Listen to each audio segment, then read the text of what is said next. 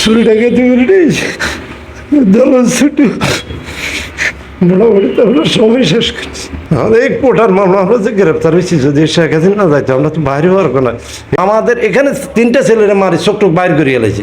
ঘরে থাকার তো প্রশ্ন আসে না। খোদার ঈদের দিন আমার ওয়াইফে, আমি এটা মরণের জন্য শোনাতে আমার গেছে বছর আমার ওয়াইফে বলতেছে আজকে ঈদের দিনও বুঝে একটু ঘরে থাকতে ইচ্ছা না আছে। মোটামুটি অগ্নেয়াস্ত্র আর কিরিজা ছিল বেশি, যে আমাদেরকে বলছে আগুন লাগাই দেওয়ার জন্য।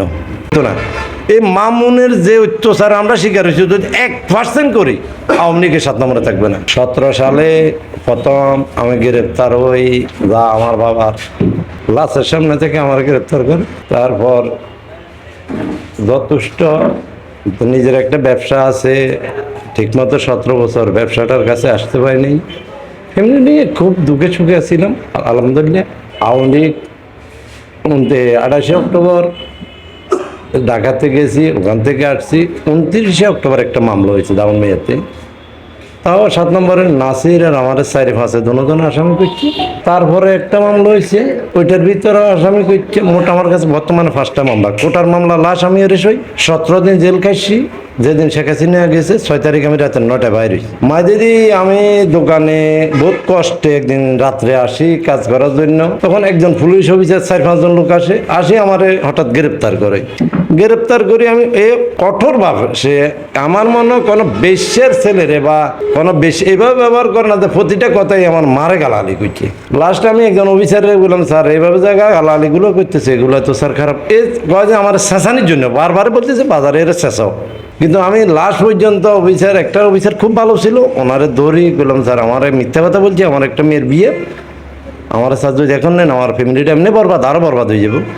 আমার স্যার যদি দয়া করে একটু ব্যবস্থাটা করেছেন। তখন আমার বললো যে টাকা 15,000 দে। প্রথম 20,000 চাইছে, আমি 15,000 ম্যানেজ করে দিয়ে স্যার নিলে নিয়ে যেতে পারেন, আমার কাছে আর কিছুই নেই। যে আমরা আওয়ামী লীগের জন্য হলাইছি, ব্যবসা বাণিজ্য ছাড়িয়ে দিয়েছি, বাচ্চা ছাড়িয়ে দিয়েছি, খোদার ঈদের দিনে বসাতে একবার কথা কইতার সুযোগ পাই নেই। এই যদি এই 7 নম্বরের সবচেয়ে নির্যাতিত, যেটা বাস্তব, আমি কার গল্প না, যা নাসেরের উপরে কেউ এত নির্যাতিত হয় নাই নাসেরের মতো। তার পরবর্তী যদি হিসাব করতে হয় 7 নম্বর আমার বারে কেউ নাই, মামলা হয় অনেকজনে খাইছে।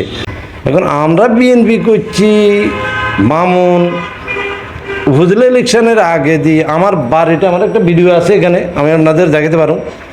একদম সব প্রথম নাসিরের বাড়িতে গেছে, নাসিরের বাড়িতে আমি শুনতেছি আওয়াজ হইতেছে, কিরে হঠাৎ করে এরকম আওয়াজ হইতেছে কেন? এবার আমি আমার ওয়াইফের বললাম যা হইব, তবে আওয়াজ নাই, এরা যাই করো আওয়াজ করানো যাইতো না, কিলে ঘরে ঢুকে যাবো। তখন এরা আসি এমন কোবাইলো যা তস নস করিয়ে লাগছে। আমি ভিডিওটা আপনাদেরকে দেখাবো, যা কল্পনা করা যায় না যে একজন বাড়ির ঘরে এভাবে আঘাত করতে পারে। এটা মামুনের নেত্রী, স্বয়ং মামুন একদম স্ট্রিক্টলি ছিল। ওই ঘটনাটাতে মামুন নিজে স্বয়ং ছিল। আমাদের এই মসজিদ রোডটার ভিতরে ধরেন 70-75 জন লোক ছিল, নাসিদের ওই রোডে শতাধিক লোক ছিল, আর এই বিস্কেন্দি একটা রোড আছে ওখানে 40-50 জন লোক ছিল। এদের হাতে মোটামুটি আমাদের এই সাইডে যে লোকগুলো ছিল, সাইডে এদের আছে মোটামুটি অগ্নেয়াস্ত্র আর কিরিজা ছিল বেশি। আর মামুনের লগের লোকগুলোর তো এগুলো বলা লাগে না, এদের কাছে বিভিন্ন রঙের অস্ত্র থাকে। তো এরা যা মনে চাইছে তা কই। তখন এদেরকে একটা লোকে জিজ্ঞাসা যে বাড়িটার উপরে কেন আক্রমণ হয়েছে, কয় যে আমাদেরকে বলছে আগুন লাগাই দেওয়ার জন্য। কিন্তু আমরা তো আগুন লাগাই নেই, কোবাই চলে যাই। তাহলে মামুন আমাদের উপর কত ক্ষিপ্ত, শুধু আমরা বিএনপি করছি, এমন কোনো প্রমাণ নাই। আপনি 7 নম্বরে পাইতেন না চুরি ডাকাতি নারী নির্যাতন বা কোনো রকম খারাপ কোনো কিছু আমাদের বিরুদ্ধে পাইতেন না। আশা করি কোনোদিন হওয়ার সুযোগও নেই। আমরা দল করি, দলের আদর্শ মানি চলি। নেতা আমাদের তার যেমনি নির্দেশ আমরা ঠিক এভাবে ফলো করি, রাজনীতি করার চেষ্টা করি। তবে আমাদের অপরাধ ভাই যতগুলো নির্যাতন যদি সারাদিন বলি শেষ হইতো না। এই মামুনের যে অত্যাচার আমরা শিকার হয়েছি, যদি 1% করি আওয়ামী লীগের 7 নম্বরে থাকবে না। তাদেরকে চিরুনি দিয়ে তো পাওয়া যাবে না কোনো রঙে। কিন্তু এইভাবে আমাদের উপর অত্যাচার করছে, কোথাও কথা কইতে পারি না। আমাদের এখানে 3টে ছেলেরা মারি চোখ টোক বাইর করিয়ে এলাইছি। আমি শুধু একটা স্ট্যাটাস দিয়েছি যে আওয়ামী লীগের সন্ত্রাসী আমাদের ছেলেগুলো মারি কিছু রান, আমার খাড়াই একদম সামনে, এটা উড়াইয়া করেন, ডিলিট করেন, এভাবে কথা কই। কিন্তু আমাদের লোকগুলো মার খাওয়ার পরও আমরা প্রতিবাদ করার সুযোগ পাইনি, কেউ তো নাই আমাদের জন্য। আমি বললাম যে আমার কাকারে বলো যে 8-10টা হুজুর বলে তো কোরআন শরীফটা খতম করা হয়তো, সাবা খতমটা হয়তো।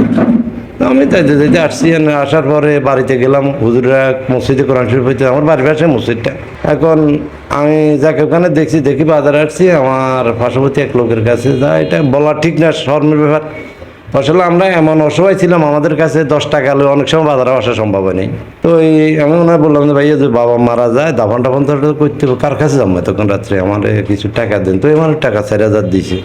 আমি এগুলো নিয়ে বাড়িতে গেছি, হঠাৎ করে আমরা সবাই, আমার বোন ফুফু সবাই মিলে বসে রয়েছি, বাবার অবস্থা যায় এক নিঃশ্বাসের উপরে। এই টাইমে রাত্রে 2:30 বাজে আমার পুলিশ দরজা লক করলো, আলো ছিল না, আসনে একে আসি। কিন্তু আমি এই 17 বছর ওই দিনে ঘরে ছিলাম যে বাপের অবস্থা শেষ, মরে গেলে কিছু তো করার আর তো দেখা হইতো না। কিন্তু আমার কয় যে তোমার চেয়ারম্যানে বলার, মামুন চেয়ারম্যানে বলার একদম অতিরিক্ত বৃষ্টি হইতেছে।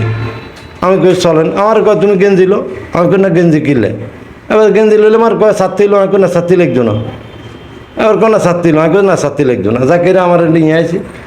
তো এখানে আসলাম, আর বাড়ি গাড়াকে আসলাম, আর কয় যে না গাড়ি তো বাজারে যাই কই, এবার কয় যে না বাজারে তো কেউ নাই, থানার চল। ওখানে গেলাম, আর কত গ্রেপ্তার করছি। এই টাইমে তো আর দুনিয়া নাই।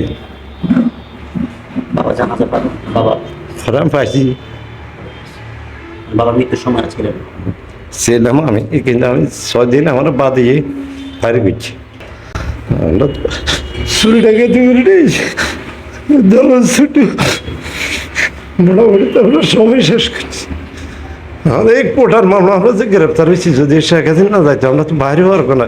এই নাসির আমার জন্য যেদিন আমি গ্রেপ্তার হয়েছি ওদিন যাইয়ে এর মনে বাইরে ছিল, আসি কোর্টে বুকে হাত দিয়ে খাড়া দিয়েছি। আমি চিন্তা করছি যে এই মুহূর্তে আর তো কোনো উপায় নেই, কোটার মামলা কেউ যাইতেছে না চাওয়ার জন্য, যে আমাদেরকে চাইবো জেলখানা যাইবো বা জেল গেটে যাবে, এই কোর্টে যাবে একজন উকিলের কথা, এই লোকে তো পাইতেছি না।